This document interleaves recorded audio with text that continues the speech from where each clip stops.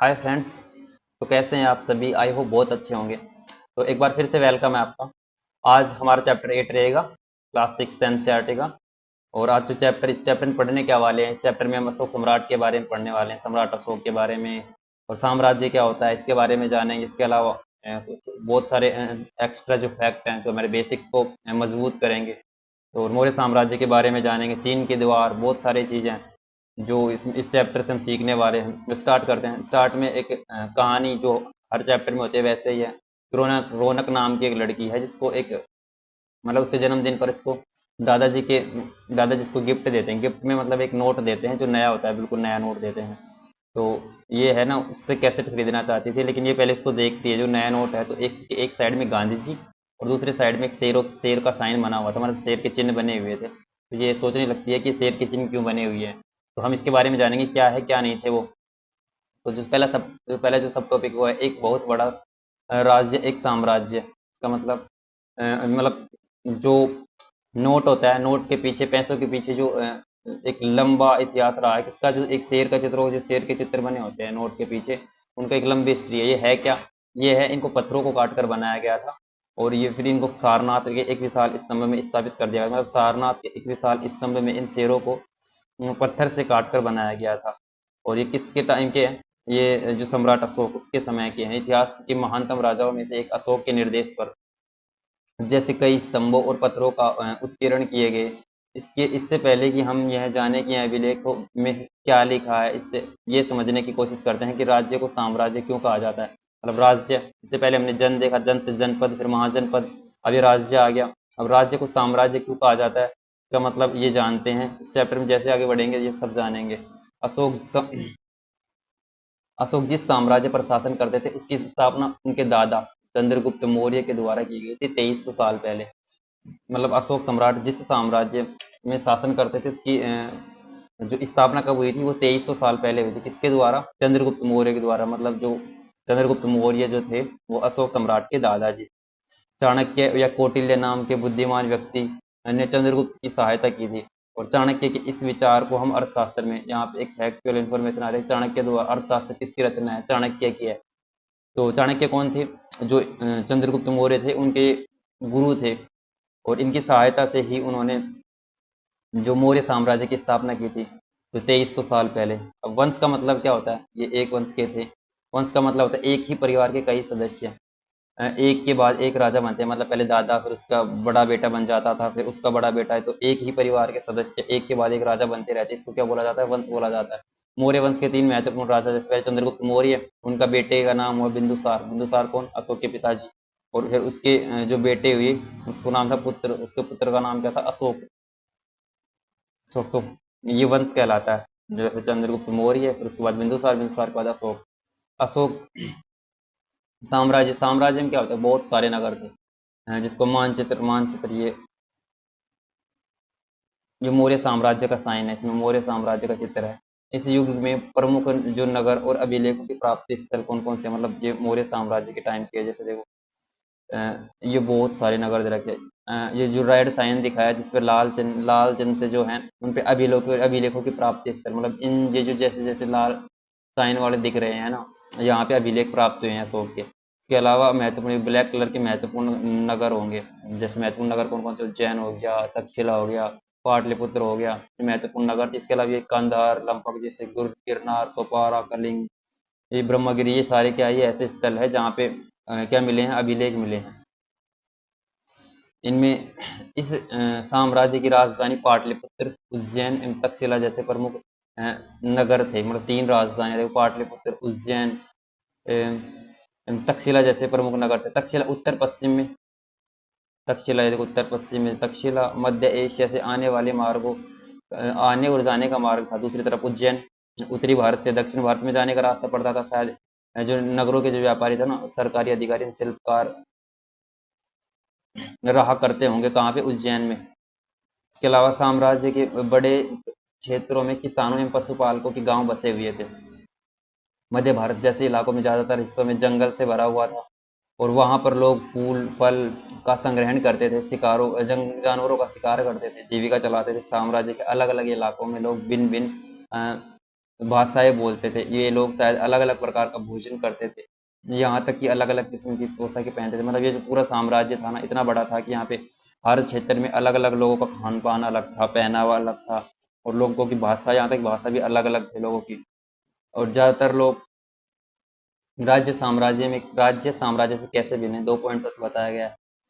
क्योंकि साम्राज्य राज्यों से बहुत बड़े होते हैं, उनकी रक्षा में बड़ी सेनाओं की जरूरत होती है। बड़े हैं तो ऑब्वियसली उनके लिए सेना बहुत ज़्यादा, उनकी रक्षा के लिए बहुत ज़्यादा नीड होगी। इसके अलावा सम्राट को राजाओं की तुलना में ज़्यादा संसाधनों की जरूरत होती है। इसी कारण उन्हें बड़ी संख्या में कार्य इकट्ठा करने वाले अधिकारियों की जरूरत होती है। क्योंकि बहुत बड़े साम्राज्य है तो बहुत ज़्यादा ज़मीन है, ज़मीन में कार्य इकट्ठा करने के लिए लोगों की भी बहुत ज़्यादा, अधिकारियों की बहुत ज़्यादा आवश्यकता होती है। तो ये साम्राज्य और राज्य में डिफरेंस है कि राज्यों से बहुत बड़ा होता है साम्राज्य, जिसमें एक साम्राज्य में एक से ज़्यादा राज्य भी आ सकते हैं। साम्राज्य का प्रशासन, प्रशासन एडमिनिस्ट्रेशन कैसे, मतलब यहाँ पे सरकार और जो एडमिनिस्ट्रेशन कैसे चलाया जाता था, प्रशासन, क्योंकि मौर्य साम्राज्य बहुत बड़ा था, इसलिए अलग अलग हिस्सों पर अलग अलग ढंग से शासन किया जाता था। यहाँ पे पाटलिपुत्र के आसपास की बात की जाए तो इसके इलाकों में सम्राट का सीधा नियंत्रण होता था, क्योंकि पाटलिपुत्र में सम्राट रहता था तो उसके आसपास के जो भी इलाके थे उनमें सम्राट का सीधा नियंत्रण था। इसका मतलब यह था कि गांव गांव एवं शहरों के किसानों, पशुपालकों, शिल्पकारों और व्यापारियों से कर इकट्ठा करने का काम राजा के अधिकारी, जो राजा नियुक्त करता था, वे करते थे। और जो राजा के आदेशों का उल्लंघन करते थे, राजा उनको सजा भी देता था। इनमें से कई अधिकारियों को वेतन दिया जाता था। और जो संदेशवाहक होते थे, संदेशवाहक एक जगह से दूसरी जगह घूमते रहते थे। और राजा के जासूस भी होते थे, जासूस होते थे, रोक के अधिकारी होते थे राजा के, जो अधिकारियों के कार्यकलाप पर नजर रखते थे कि ये जो अधिकारी हैं ये कुछ भ्रष्टाचार तो नहीं कर रहे हैं। अब इन सब के ऊपर होता था सम्राट, सबसे ऊपर होता था सम्राट, जो राज परिवार एवं घनिष्ठ मंत्रियों की सहायता से सब पर नियंत्रण रखता था, इन सभी पे। मतलब सबसे जो सर्वोच्च होता था वो राजा होता था, सम्राट होता था।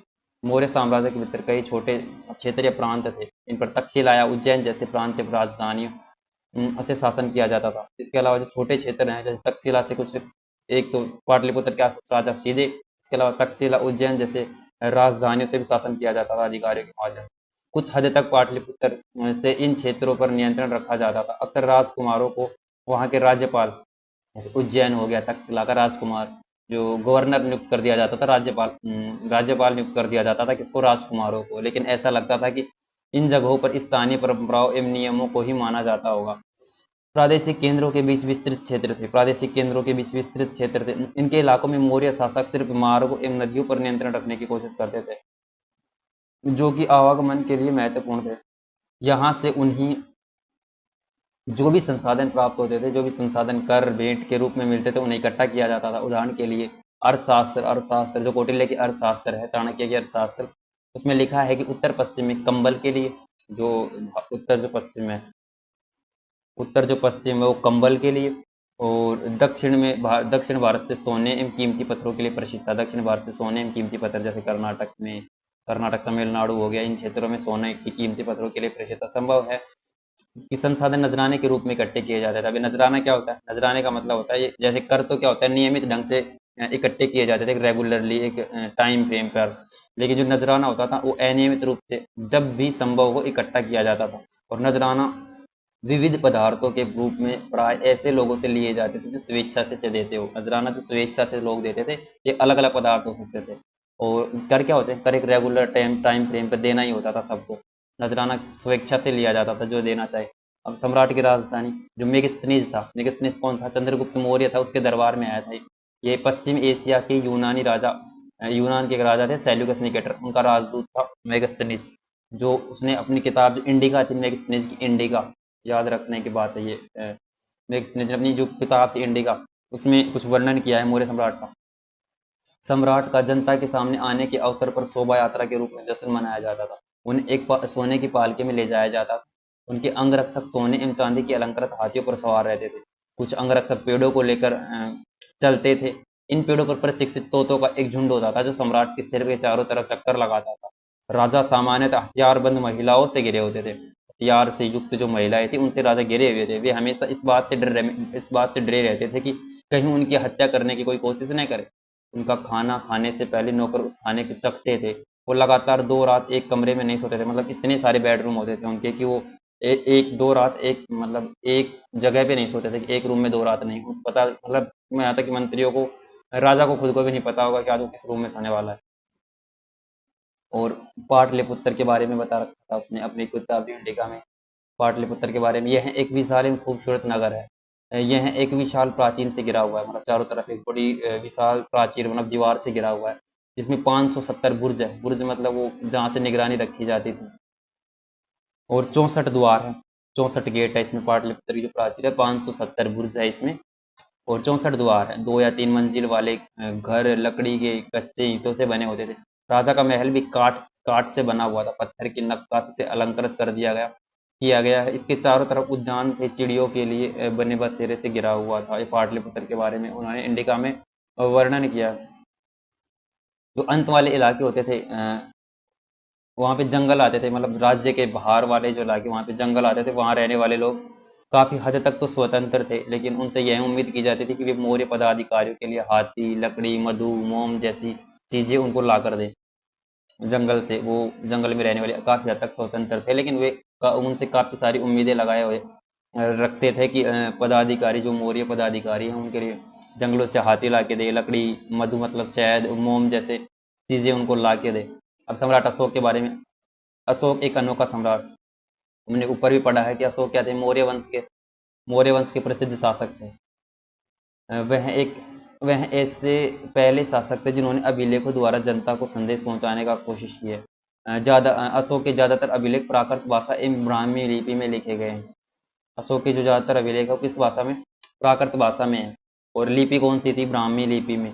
और ये पहले शासक थे जो जनता तक जो भी अपने आदेश पहुंचाते थे वो अभिलेखों के माध्यम से, अंक मतलब अभिलेख जाके जनता के बीच में, गाँव शहरों में जाके अभिलेख अभिलेखों के माध्यम से, मतलब अभिलेखों पर जो भी आदेश होते थे वो लिखवा दिए जाते थे, और उनके माध्यम से ये प्रशासन चलाने वाले पहले जो सम्राट थे। कलिंग युद्ध का वर्णन करता हुआ अशोक का अभिलेख, मतलब एक अभिलेख के बारे में यहाँ लिखा गया है कि उस अशोक का जो अभिलेख था उनमें से एक अभिलेख जो कलिंग के बारे में। कलिंग क्या थे? कलिंग राजा बनने के 8 साल बाद मैंने कलिंग विजय की थी, मतलब अशोक ने खुद लिखवाए थे ये एक कलिंग युद्ध का वर्णन करते हुए एक अभिलेख।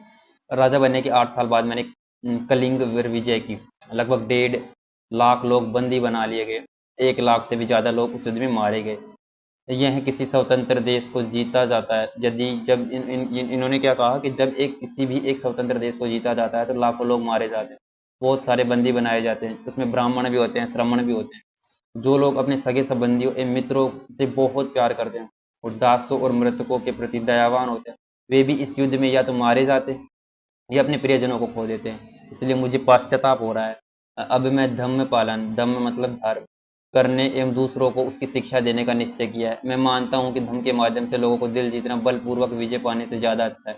मैं यह अभिलेख भविष्य के लिए एक संदेश के रूप में इसलिए उत्कीर्ण कर रहा हूँ कि मेरा बाद मेरे बेटे, मेरे पोते भी युद्ध न करें, और इसके बदले उन्हें यह सोचना चाहिए कि वे धर्म को कैसे बढ़ाएं। धम्म एक संस्कृत भाषा का शब्द है जिसका मतलब धर्म, प्राकृत, मतलब क्या अंकित, जो अशोक था उसने इस अभिलेख पर क्या अंकित किया था? ये अंकित किया था कि कलिंग का युद्ध जीतने के बाद उन्होंने देखा कलिंग का जब युद्ध जीता था कोई लाखों लोग मारे गए थे, लाखों लोगों को बंदी बना लिया गया था, तो उन्होंने उस विभीषिका को, युद्ध की विभीषिका को देखते हुए, मतलब युद्ध छोड़ने की बात कही थी कि मैं युद्ध नहीं करूंगा और धम्म के रास्ते पे चलूंगा, मतलब धर्म के रास्ते से लोगों पर विजय पाने की कोशिश करूंगा। और उन्होंने ये बोला कि ये भी लिखाया था कि ये जो अभिलेख उन्होंने जो ये छोड़ा है, जो अभिलेख जो लिखा है, अ, ये क्यों लिखा है? इसका एक रीज़न ये है कि वे अपने जो आने वाले जो पोते, बेटे पोते, उनको भी ये कहना चाहते थे कि वे भी युद्ध ना करें, क्योंकि वो धर्म के रास्ते पर चले। अशोक का कलिंग का युद्ध, कलिंग के बारे में देखो तो कलिंग तटवर्ती, जो उड़ीसा का जो क्षेत्र है उसी का प्राचीन नाम है। तटवर्ती, तट से लगा हुआ जो उड़ीसा का नाम है कलिंग। अशोक ने कलिंग को जीतने के लिए एक युद्ध लड़ा था, लेकिन युद्ध जनित हिंसा, खून खराबा देखकर उन्हें युद्ध से वितृष्णा हो गई। उन्होंने निर्णय लिया कि वे भविष्य में कभी युद्ध न करेंगे। अशोक का धर्म क्या है? अशोक का धर्म क्या है? एक अशोक के धर्म में किसी देवता की पूजा नहीं की जाती अथवा किसी कर्मकांड की आवश्यकता नहीं होती। उन्हें लगता है कि जैसे पिता अपने बच्चों को अच्छी तरह से शिक्षा, अच्छी व्यवहार की शिक्षा देते हैं, वैसे ही यह उनका कर्तव्य है कि मतलब राजा का कर्तव्य है कि उनकी प्रजा को निर्देश दे। वे बुद्ध के उपदेश से भी प्रेरित थे। ऐसी कई समस्याएं थी जिनके लिए उनमें वेदना थी, उनके साम्राज्य से अलग अलग धर्मों को मानने वाले लोग थे, और इसके कई बार टकराव पैदा हो जाता था। जानवरों की बलि चढ़ाई जाती थी, दासों और नौकरों के साथ क्रूर व्यवहार किया जाता, मतलब ऐसा दयनीय व्यवहार किया जाता था कैसे दासों के साथ, नौकरों के साथ। और उनके इसके अलावा परिवार और पड़ोसियों के बीच झगड़े होते थे। अशोक ने यह महसूस किया कि इन सारी समस्याओं को निदान उनका कर्तव्य, मतलब राजा का कर्तव्य है कि ये जो साम्राज्य में चल रहा था, ये सारे इनका जो निदान है वो किसका कर्तव्य है, राजा का कर्तव्य है। इसलिए उन्होंने धम्म महामात्र नाम के एक अधिकारी की नियुक्ति की, जो जगह जगह पर धम्म की शिक्षा देता था। एक अधिकारी की नियुक्ति की जिसको धम्म महामात्र कहा गया। और ये धम्म महामात्र क्या करता था, ये अलग अलग जगह जगह जाता, राज्य में, साम्राज्य में अलग अलग जगह जाता और वहाँ पर धर्म की शिक्षा देता था। इसके अतिरिक्त अशोक ने अपने संदेश कई स्थानों पर शिलालेखों एवं स्तंभों को खुदवाया है। अधिकारियों को यह निर्देश दिया है कि वे राजा के संदेश को उन लोगों को पढ़कर सुनाएं जो खुद पढ़ नहीं सकते। अशोक ने धम्म के विचारों को प्रसारित करने के लिए सीरिया में भी, मिस्र में भी, ग्रीस में भी, श्रीलंका में भी दूत भेजे। आपको कमेंट सेक्शन में ये बताना है कि जो श्रीलंका में अशोक ने जो दूत भेजे थे उनके नाम क्या थे, कौन थे वो, उनके नाम क्या थे, आप कमेंट सेक्शन बताओगे, क्योंकि ये एक इम्पोर्टेंट सवाल रहता है। ये जो चित्र दे रखा है एक बैल का, ये जो बैल का जो साइन दे रखा है ये क्या है, इसके बारे में जानते हैं। ये उत्कृष्ट पोलिश वाले पत्थर की इस मूर्ति को देखो, यह बिहार के रामपुरवा में मिले एक मौर्यकालीन स्तंभ का हिस्सा है। बिहार में मिली है एक रामपुरवा में, और इसे अभी राष्ट्रपति भवन में रखा गया है। यह उस समय की मूर्ति कला का एक नमूना है मौर्यकाल। इसके अलावा नेक्स्ट जो आता है, नेक्स्ट तो मतलब इसके अलावा मतलब उन्होंने शिलालेखों के अलावा क्या क्या किए, सड़कें खुदवाई, कुएं खुदवाए, विश्राम गृह बनवाए। इसके अतिरिक्त उन्होंने मनुष्य व जानवरों के लिए चिकित्सा की व्यवस्था की थी। ये अशोक सम्राट के द्वारा किए गए कुछ कार्य थे। फिर आप में पढ़ते हैं कि अशोक ने अपनी प्रजा के लिए क्या संदेश दिया। उन्होंने दिया कि लोग विभिन्न अवसरों पर अनुष्ठान करते हैं, जब वे बीमार पड़ते हैं, या जब उनके बच्चों का विवाह होता है, या फिर बच्चों के जन्म पर जब यात्रा शुरू करते हैं, इन अवसरों पर भी अलग अलग तरह के अनुष्ठान कराते हैं लोग। वे कर्मकांड किस काम के, विक्रम, ये सारे जो अनुष्ठान करते हैं ये किसी काम के नहीं है, ये अशोक कह रहे हैं अपनी प्रजा से। इसके बदले यदि दूसरी रीतियों को माने तो वह ज़्यादा फलदायी होगी। ये रीतियाँ दूसरी कैसी, ये हैं कि अपने दासों एवं नौकरों के साथ अच्छा व्यवहार करें, बड़ों का आदर करें, सभी जीवों पर दया करना, ब्राह्मणों एवं श्रमणों को दान दे। तो अगर ऐसा करें तो ये जो ऊपर जो कर्मकांड करते थे, जो यज्ञ अनुष्ठान करते थे, उनसे काफ़ी अच्छा है, उनसे काफ़ी बेहतर है। ये कौन कह रहे हैं, ये अशोक कह रहे हैं अपनी प्रजा से। अपने धर्म की प्रशंसा या दूसरों के धर्म की निंदा करना, मतलब अपने धर्म को सर्वोच्च मानना, दूसरे धर्म की निंदा करना, दोनों ही बातें गलत है। हर किसी को दूसरे धर्म का भी आदर करना चाहिए। यदि कोई अपने धर्म की बढ़ाई या दूसरे धर्म की बुराई करता है तो वह वास्तव में अपने धर्म से ज़्यादा, अपने ही धर्म को ज़्यादा नुकसान पहुंचाता है। जो दूसरों की बुराई करता है वह अपने ही धर्म को ज़्यादा नुकसान पहुंचाता है। इसलिए हर किसी को दूसरे धर्म के प्रमुख विश्वासों को समझने की कोशिश करनी चाहिए, उनका आदर करना चाहिए। भारत के जो प्रधानमंत्री पंडित जवाहरलाल नेहरू ने भी लिखा है, ने लिखा है, उनके धर्म आदेश आज भी हमसे एक ऐसी भाषा में बात करते हैं जिन्हें हम समझ सकते हैं, जिनसे हम कुछ सीख सकते हैं। ये जो पंडित भारत के पीएम जो पंडित जवाहरलाल नेहरू थे, उन्होंने अशोक के धर्म के बारे में लिखा है कि उनके जो अ, अभिलेख थे उनसे आज भी हम कुछ सीख सकते हैं, आज भी अपनी समझ विकसित कर सकते हैं। तो अशोक के धर्म के विचारों को दूर दूर तक फैलाने के लिए, दूर दूर तक फैलाने के लिए क्या किया था उन्होंने, दूर दूर तक फैलाने के लिए एक तो धम्म महामात्र की नियुक्ति, और अलग अलग देशों में अपने दूत भेजे थे। ब्राह्मी लिपि, अशोक के जो अभिलेख लिखे गए थे प्राकृत भाषा और ब्राह्मी लिपि, उसके कुछ वर्ड दे रखे हैं। आधुनिक जो ब्राह्मी लिपि है, आधुनिक भारत में ज़्यादातर लिपियाँ पिछले सैकड़ों वर्ष पुरानी ब्राह्मी लिपि से उत्पन्न हुई। यहाँ ए अक्षर, जो ए अक्षर होता है ना ब्राह्मी लिपि का, उसको अलग अलग लिपियों में दिखाया गया है। जो आरंभिक ब्राह्मी लिपि थी उसमें ए को इस तरीके से माना जाता था, और जो देवनागरी लिपि हिंदी है उसमें ए, और बांग्ला बांग्ला जो लिपि है उसमें ए को इस तरीके से, मलयालम में ए इस तरीके से, और तमिल, ये अलग अलग जो लिपियाँ हैं उनमें ए अक्षर जो है उसको कैसे कैसे माना जाता है। अब ये एक फैक्चुअल इंफॉर्मेशन दिया हुआ है अन्यत्र अशोक सम्राट के अलावा। अन्यत्र मतलब मौर्य साम्राज्य के उभरने से थोड़ा पहले, 2400 वर्ष पहले, चीन के सम्राट ने चीन की दीवार का निर्माण कराया था। चीन के सम्राट ने चीन की दीवार, कितनी बड़ी थी ये चीन की दीवार, इसे बनाने का उद्देश्य क्या था, इसका बनाने का मुख्य उद्देश्य ये था कि उत्तरी सीमा, उत्तर की साइड से पशुपालक लोगों की रक्षा करना। पशुपालक लोगों से रक्षा करना, मतलब राज्य की जो पशुपालक लोग थे उनसे रक्षा करना लगभग 2000 वर्ष तक इस दीवार का निर्माण कार्य चलता रहा, क्योंकि साम्राज्य की सीमाएं बदलती रही। यह दीवार लगभग 6400 किलोमीटर लंबी, कितनी किलोमीटर, 6400 किलोमीटर लंबी है ये दीवार, तथा पत्थर व ईंटों से बनी हुई है। ऊपरी सतह, जो इसकी जो ऊपरी सतह है, ये देखो इधर सड़क की इतनी चौड़ी है। ऊपरी जो सतह है वह सड़क जैसी चौड़ी है। इस दीवार को बनाने के लिए हजारों लोगों को काम करना पड़ा, मतलब 2000 साल तक इसका काम चलता रहा। 100 से 200 मीटर की दूरी तक इस पर निगरानी रखने के लिए बुर्ज बनाया गया। हर 100 या 200 मीटर की दूरी पर बुर्ज बनाया गया, ये इनको बुर्ज बोलते हैं, जहाँ से निगरानी रखी जाती है ऐसे। तो ये कितनी किलोमीटर लंबी, 6400 किलोमीटर लंबी है, और उसका ये हजारों साल, मतलब 2000 वर्षों तक इसका काम चलता रहा था। अ, तो ये चीन की दीवार हो गई, जो कि चीन के सम्राटों के द्वारा बनाई गई 2400 वर्ष पहले, मतलब मौर्य साम्राज्य के थोड़ा पहले बनाई गई थी, जो कि सबसे बड़ी दीवार है। 6400 किलोमीटर लंबी दीवार ये, और इसमें बुर्ज बनाए गए हैं 100 से 200 मीटर पर। मौर्य साम्राज्य की इस शुरुआत 2300 वर्ष पहले हुई। ये फैक्चुअल इंफॉर्मेशन जो कुछ तिथि दी हुई थी वो एक दी हुई है इसमें।